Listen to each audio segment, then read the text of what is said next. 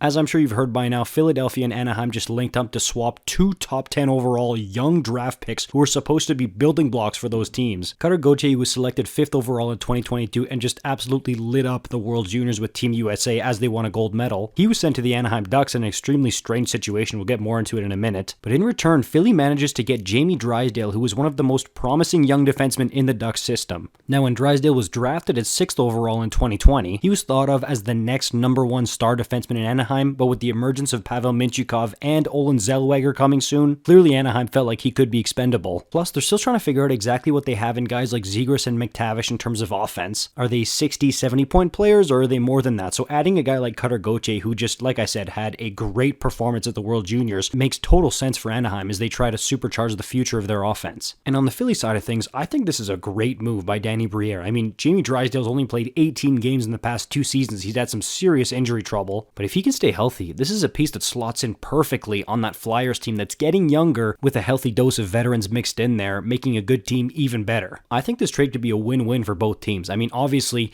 the bigger winner depends on which of these two guys turns out to be the better player, but I think both GMs were very smart on this one. Here's where things get weird though. Apparently this trade started to come about because Cutter Gauthier didn't want to play in Philadelphia. Friedman says that apparently Philadelphia had a lot of trouble trying to meet with Gauthier at the World Juniors, and the belief was that he preferred not to play there, which is what incited the Flyers to make this deal. Here's where things get a little murky though.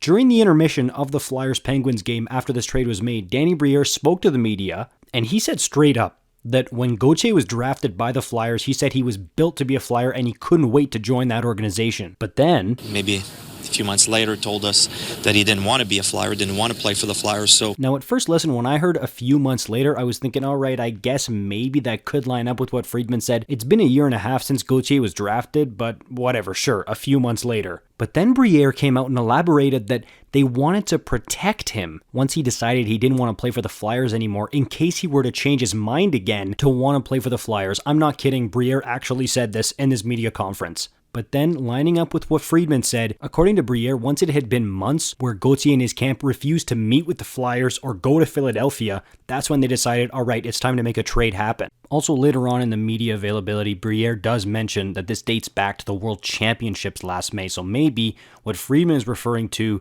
the World Juniors where they couldn't get in contact with them, was like the last straw. Again, the timelines are a little murky, obviously, but it really seems like this guy's been ghosting the Flyers for months now, and Briere just finally decided, enough, we gotta do something about this. And it really is extremely strange. I mean, I remember him getting drafted by the Flyers 5th overall and hearing hockey people say this guy is made to be a Flyer. He's going to fit in perfectly with that organization. And it seemed like a match made in heaven. So for it to sour like this without him even playing a game for the franchise, just such a weird situation. And again, good on Briere for getting one of the top young defensive prospects in the league in return for this guy, given that his hands were seemingly tied here. And of course, that is only one side of the story. We don't know almost anything about this here. Like, why doesn't he want to play in Philadelphia? How long has he known this? When did he make the Flyers aware of this? What exactly went down in terms of no communication? Like, it's just a huge question mark here. All I know is, out of nowhere, for us anyways, maybe not for Danny Briere and the Flyers,